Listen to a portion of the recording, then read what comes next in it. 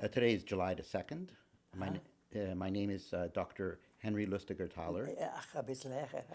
My name is Dr. Henry Lustiger-Thaler. It's July 2nd, Yes. and I am interviewing today for the Amud Eish Memorial Museum and the United States Holocaust Memorial Museum, Rabbi Moshe Apter.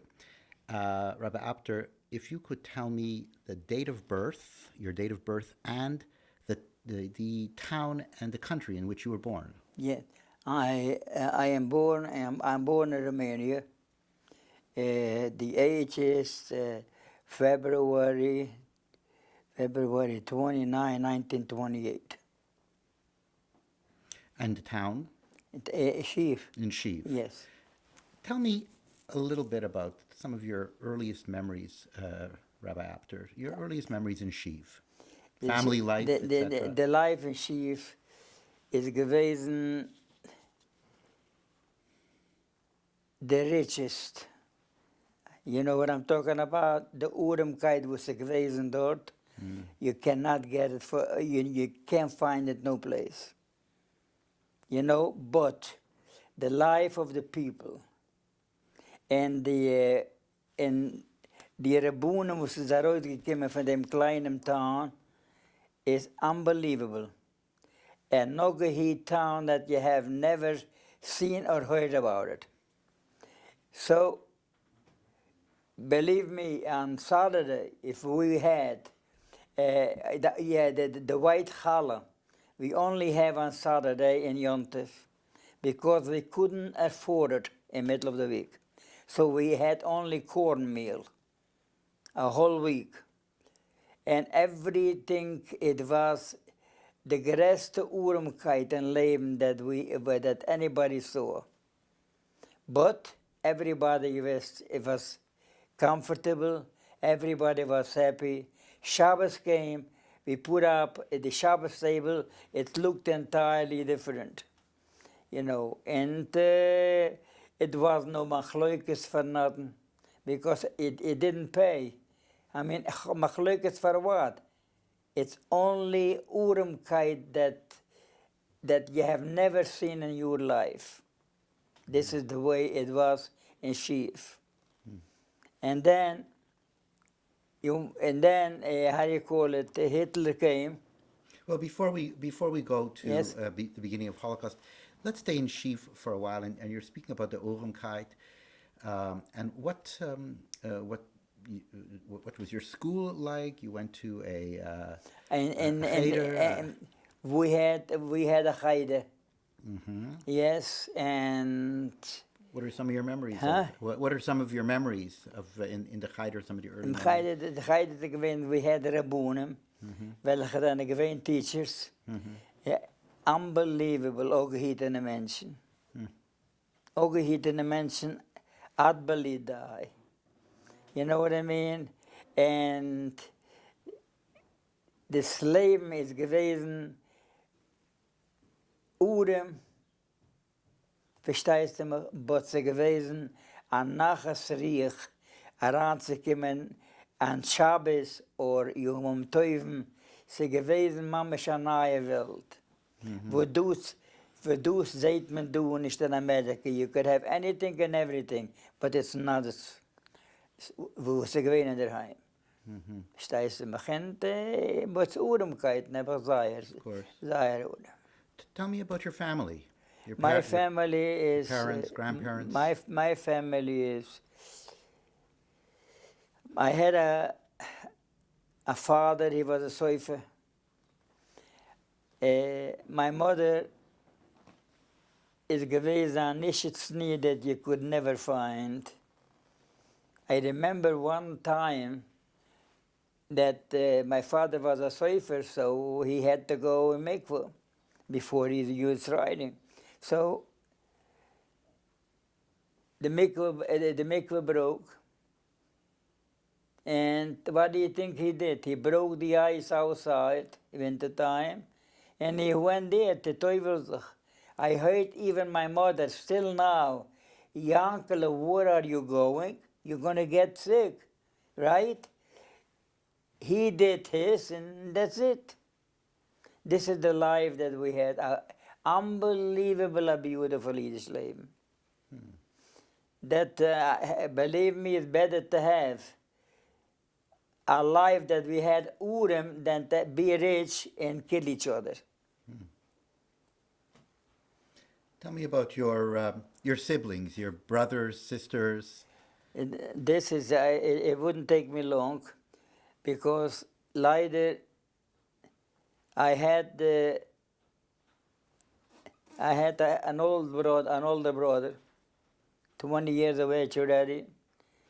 He suffered 9 years of sickness. And doctors used to say, another year. We kept him alive 9 years. And went to doctors from one country to another. But later it was a sickness that I couldn't do nothing about it.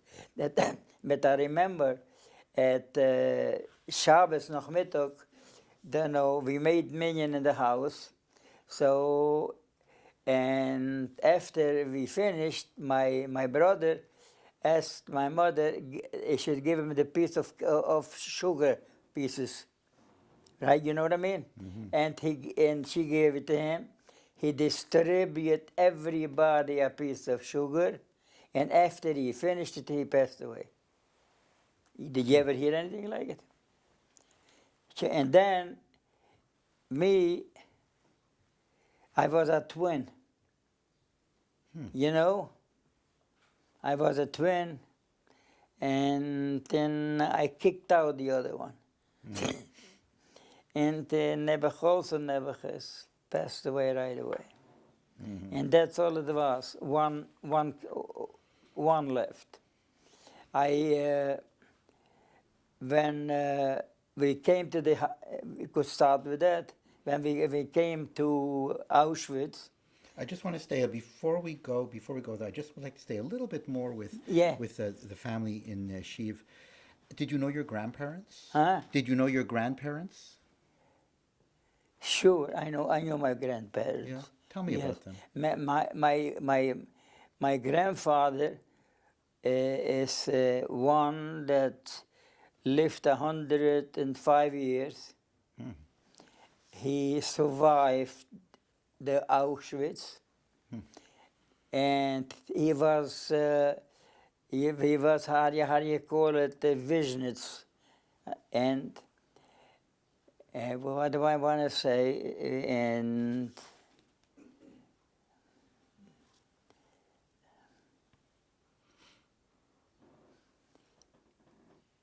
so your family was also Vishnitz? the whole family is Wisnitz.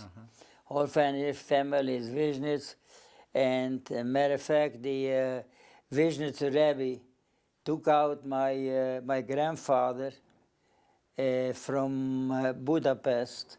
He lived over the Holocaust, and he took him to Israel. So he took him to Israel, and he put him into a home in Yerushalayim. And when they built the Shikun Vishnitz, you know what I mean? The rabbi came and brought them back. So I asked my grandfather, what are you going to do there? Over here you have help, and over there you wouldn't have no help. So he said to me, over here the body is all right, and then the neshama suffers. And over there it'll be just the opposite. Let the body suffer, and the rabbi took him over to Bnei Brak, the Shikun Vishnitz. And over there, they built for my grandfather a dira right by the shul. He went out of it straight into the shul. Yes, and he went, but he was one of a kind. He was one of a kind. Tell me more about your grandfather. My grandfather is, what shall I tell you? That he is written all over in Svurim from Wisnitz. who he was and what he was. I asked him, I said to him, Zaide, I mean, wat is de tien dort met de dokter, dort heb ik zo veel hoofdien, ik ken geen schiel, en zeggen we de geber is mooi ongemein. En over hier hebben we het either. Very overheat, very overheat.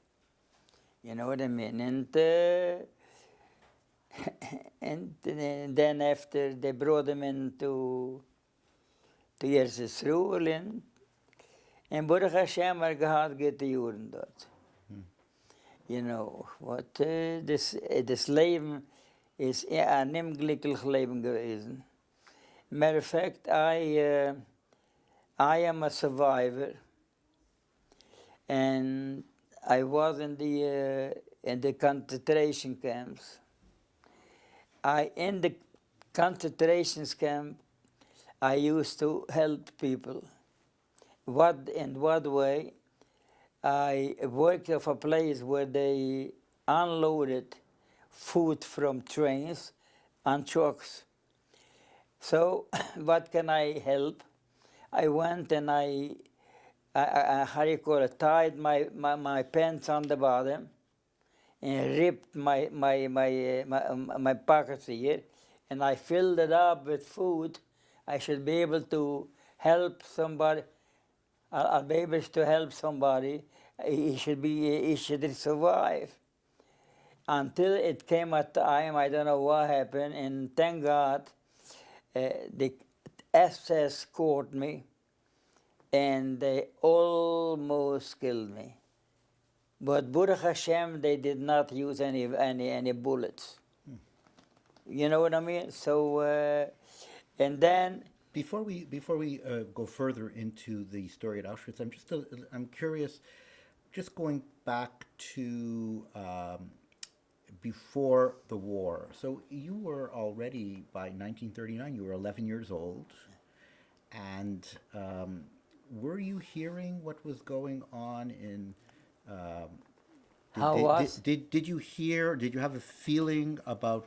A sense of what was occurring in Europe at the time, in Poland? At the time, I have an idea, but I was too young to think about it. Right. Matter of fact, when I came to Auschwitz, my father said to me, Moshe, tell him that you are 10 years old, so they're going to leave me, they're going to leave with you. They're going to leave me with them. But I am going to be a klein kind. So Mengele asked me, wie alt bist du? So I told him 10 years, right? What do you think? He ripped off my pious, what I had, and he threw me on the other side. It's like l'chaim v'lamovis. So they gassed him at the same night, alive they killed him. And in the morning, if I asked them, when am I going to see my parents? So the guy said, go outside and look at the smoke. This is they killed them in the same night. But what I went through, you have no idea. And then I walked in one of the camps. I walked in the camps with a friend of mine from Czechoslovakia. No, I forgot it. Anyway, so we walked, and all of a sudden I give a look that they taking a man, and they want to put him in a barrel of water with the head down. So I said to his name Yankel, what could we do now? Because the SS are looking and they're going to kill us. So I couldn't do nothing at the end. But the Rabbi Shalom saw the situation. All of a sudden, people came on the same on the same side, and the shadow with clothes, they couldn't see me. I went and I turned over the barrel, and believe it or not, he over he went through the Holocaust, and you know, I work now over here in Mount Sinai Hospital.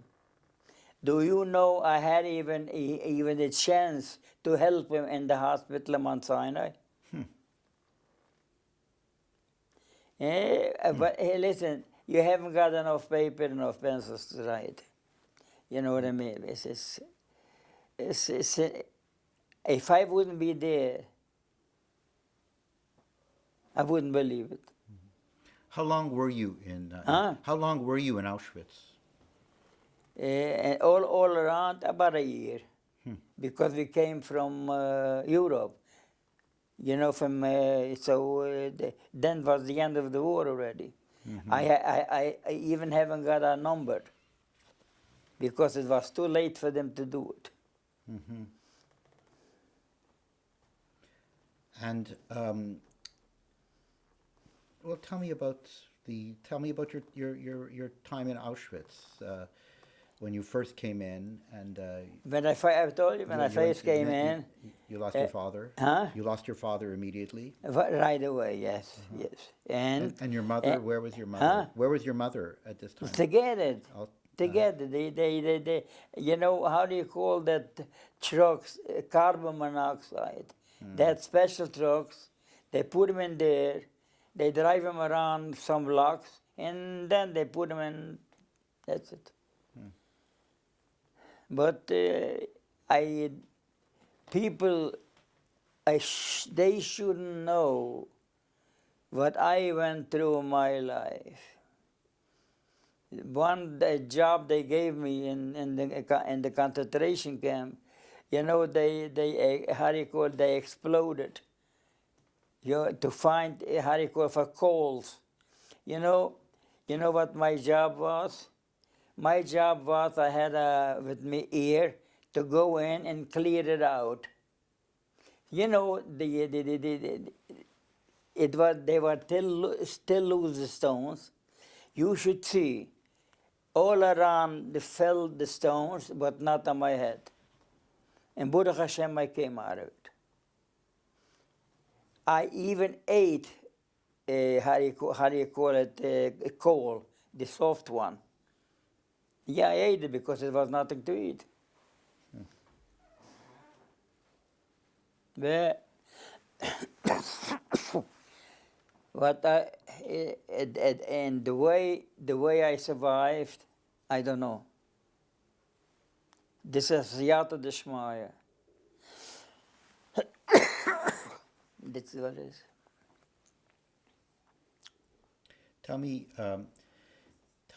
just what kept you going through that entire. Huh? What kept you going through that entire time? What What do you mean? What your strength? Yeah.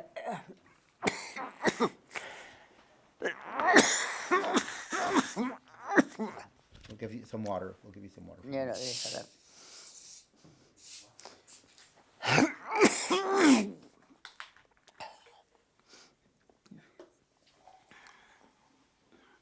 thank you.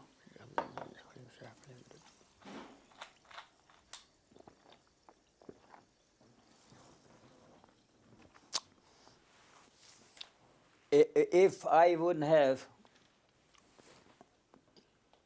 betochen Rabbi Shalom and I minister Deacon, I would never survive. Never survive. And Baruch Hashem, the most is I tried that always Shomer Torah mitzvahs. It was a hard time, and the toughest do in America in the beginning is gewesen unbelievable. You know what I mean? But thank God, never I touched anything that I'm not supposed to eat. Even in the concentration camp. Yeah, it came Pesach. So I went to my rabbi and I said, maybe you could try and get me some kosher food because I haven't got what to eat. Oh, yeah. You know what happened? He ate and I didn't have what to eat. But I still in all I never ate things on Pesach or any other time. You know what I mean? It was a beautiful life that we had at our home. De Jiddische is gewesen gidsele delen gaat even. In Auschwitz, you had several different jobs. You worked in the coal, but you also worked on train tracks, I understand as well. What? You also worked on train tracks. You were laying tracks for trains. I didn't get it. You were putting down tracks for trains, I understand. I have a note. Tracks? Tracks where trains go. Did you do that? Tracks for trains? I don't remember saying anything. Aha. Okay. No, it's just that I received a note that you. No, I don't remember anything. That you worked in that. What are some of the other things that when you were doing Huh? when you were doing slave labor in Auschwitz? Slave. What are the other things that you did? Yeah, the thing is that the labor is the Rabbi Shalom had and I was able to do it. The coal that I had, and then other things. Baruch Hashem, you know what I mean? Ik ben daar gegaan. And then when the war ended, so the people that were very sick, they sent them to what was it? Sweden, to Malmö for recuperation. So the only one who could go with them is brothers or sisters. No, I didn't have any, and I had a first cousin of mine. So I knew the whole family because we lived at the same town. And I went, his name was Moshe Vax, and my name was Moshe Apter. So both names has to be changed. So I went and I gave myself a name, Mordgewax. Mordgewax, and Baruch Hashem, everything was right, and they took us to Malmö, Sweden. My cousin was very, very sick, and my cousin was very sick, and what do you think happened? He passed away on the boat, and they threw him into the water. Moeten zich kont maken, kalawai goodness. Aber gefragt that, why did you throw him in? Let him take that, and we'll see what we could do. No, we're not allowed to. No, this is we could talk and talk, and never I'll come out to good stuff. Good stuff. Mm-hmm. Mm-hmm. You were saying before in Auschwitz your faith in the Rabbi Shalom and through acts of chesed. What kind of situations did you find yourself in Auschwitz where you did these acts of chesed? When you helped people, you mentioned a few things earlier that you helped people in Auschwitz. Yeah. What were some of those circumstances? Did you? What do you mean circumstances? The situations where you helped people. If you could Well, just. I was grew up with that thing in my house. But that helped me eat. I thought if you help somebody and everything is easy, it's nothing but nothing. Absolutely. When you put your life in danger, then it's a different story. Yeah. And you wouldn't believe it. I used to take a walk with my friend, and I see they have people blindfolded. So, maar gevraagd mensen wat is geweest. Finally, what do you think happened? They had there a place of sharpshooters. They used to take the people, and they used to blindfold them and put them down. The SS were upstairs for target practice. Know what those? And then you used to see also the way they put in, how do you call it, people but the German shepherds, they threw them in, they ate them up alive. But good is gekend in, this is what it was.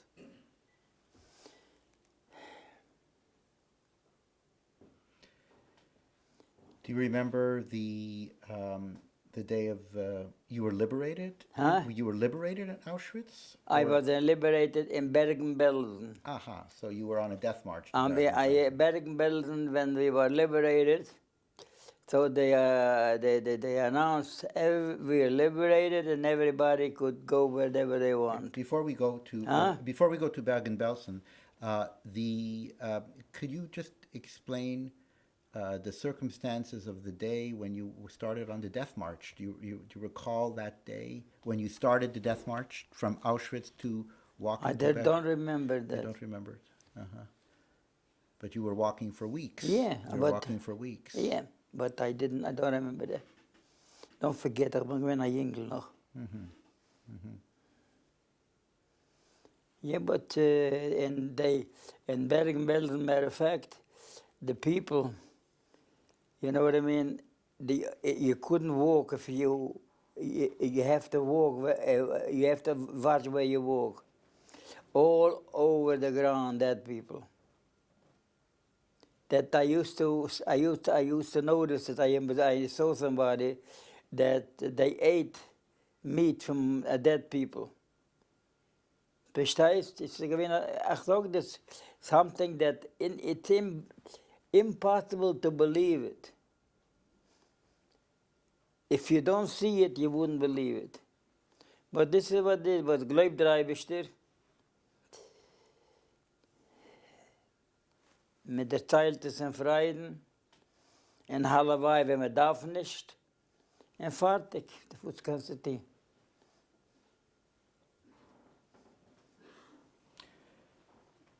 Do you remember the day of the liberation at Bergen-Belsen? When the British The came in? day of the liberation, yes. I was then, I don't know what I had, what kind of sickness. I was in bed and I couldn't get out. And all over you heard, you are liberated and you could go wherever you want. Like my wife Nebuch used to say, I tell them to go and they say no. So you couldn't do nothing about it. Verstehst du mich? So, but anyway, de Male gewesen, was ich bin geblieben leben, weil ich noch gewinn jink. Weißt du, was wo ist? Du hast noch eens gewiss, wie viele Sachen als ze denken. And Baruch Hashem, I got liberated, and somebody from the yeshiva in Baltimore, they came and they took us out to Baltimore yeshiva.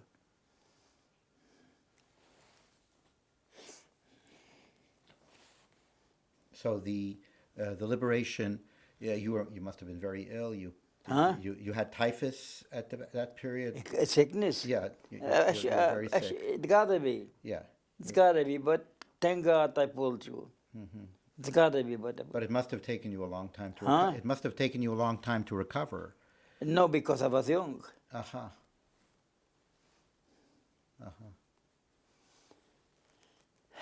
That's life. And so after Bergen-Belsen, did you stay? There was a very big DP camp. Huh? There was a very big displaced persons camp. Yes. Did you go there after the liberation of Bergen-Belsen? Yeah. You went to a displaced persons camp, or what happened after you were liberated? After I told you I went to Malmö. Oh, see, that's when you went to Yes, Sweden. That's yes. when you went to Sweden. I see. Yes. Okay. And you were there in Sweden for a period of time until you recovered your health. No, I was there until people from Baltimore Yeshiva came, and finally they arranged, because you were young, and they took us to Baltimore Yeshiva. And I was there quite a few years, and it was beautiful. And then I came back to New York City because I got older, and to look for a shidduch, it was easier in New York. So what year did you come over to America? You came over, What? in what year did you come to America? Do you recall the year that you went No, over no, to no, no. Baltimore? I came to America 1946. Yeah, I was thinking it's Sure, very, yeah. very early. Yeah, yeah, Very early. yes. When you think back on all these experiences you've been through, Rabbi Apter, what in all the experiences in Auschwitz, in Bergen-Belsen, what stands out in your mind as the most? What's going to be? Yeah, what stands out in your mind when you think about the experiences that you went through? Would you believe it? I didn't think. Uh-huh. No. I was a kid. I didn't think. Sure. That's it. But the Rabbi Shalom at Machadena, that's it. What do you think? What could I know at those age?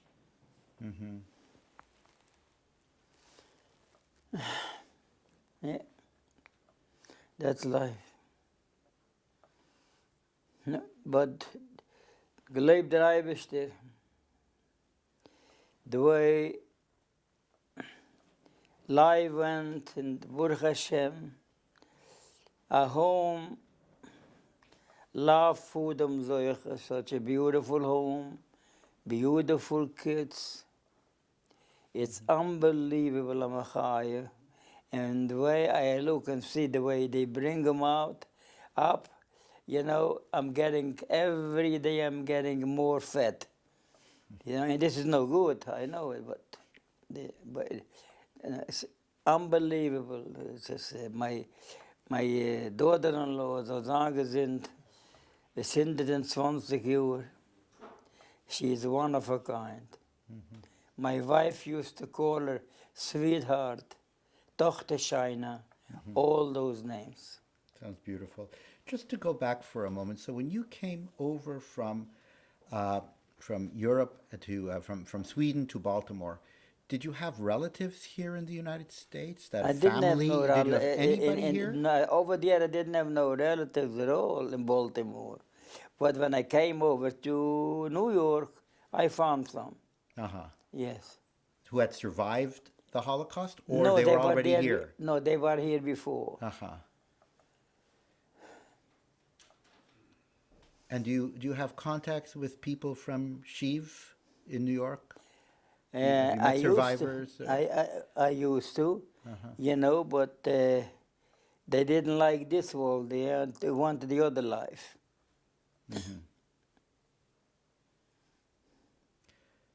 So you did meet in New York former inhabitants of your town. You met people from Shiv here in New York. Yeah, matter of fact, I had quite a few here, and they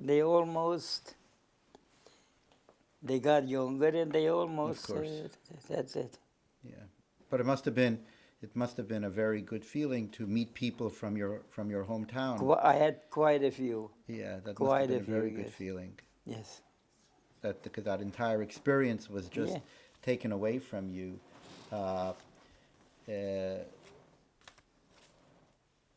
Taken away from you in such a horrible way, horrible way that entire life was broken. And you want to know something? When I came over here in the beginning, I didn't have it easy either. Would you believe it? They inducted me to the army.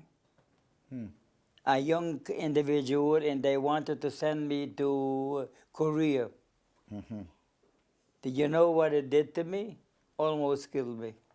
Of course. Yeah, and all of a sudden I had to sign papers, you know, that I'm willing to go to Korea. So how can I say I'm willing to go to Korea? I know I wouldn't have no other chance to survive. So I went, I had to fill it out. So what do you think I did? I had a company commander, a Schwarze, one of a kind. So I had court martial, and finally, you know what I mean. They put me into a little a small room, and I figured to myself, what are they going to do with me now? So thank God he gave me brains that he checked me. They checked me if I'm crazy. So if they checked me, I'm crazy. I did whatever they want.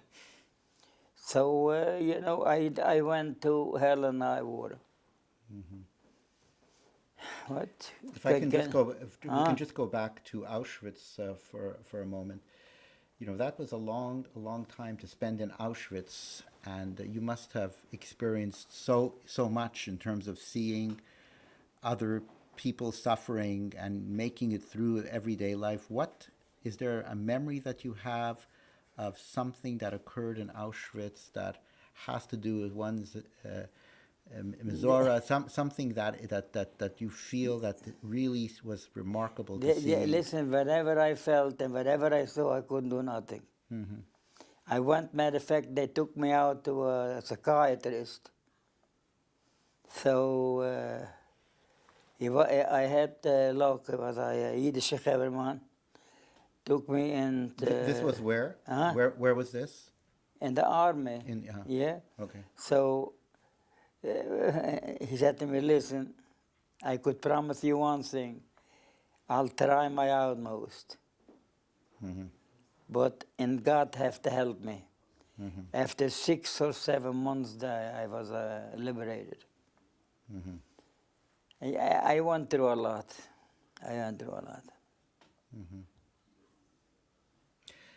Your family was mostly all in Shiv. Yeah. Most of your, Yeah, your yeah, family yeah. was in Shiv. They Yes. were in. You had family in other parts of Romania.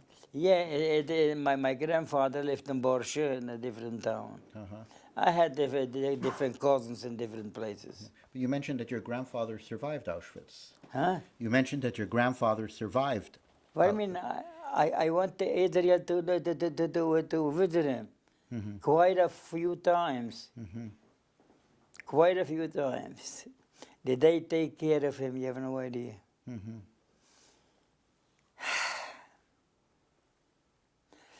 Als aber toch een mens was der Mensch gewesen, it's unbelievable.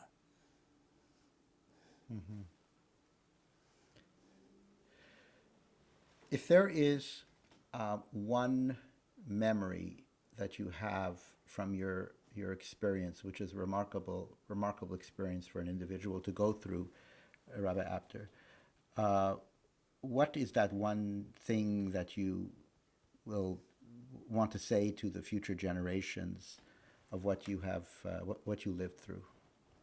What would you like to say? Something to your grandchildren, to the Einigloch, what from your experience? Die einzige Sache, was ich weiß, jede Minute, Rabbi Shalom hit me up, meine kinderlich and jedens kinderlich. That's it. That's all you can do. You can't do nothing else. I gave a look, I didn't have kids for 20 years, you know that?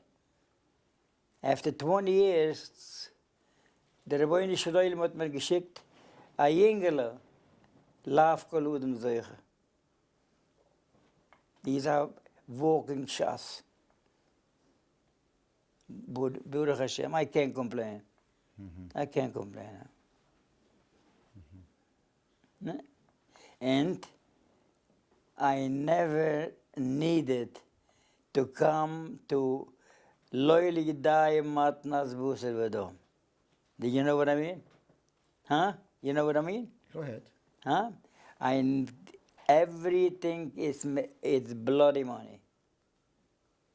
Never, but thank God, smooth, the way it should be. And Baruch Hashem.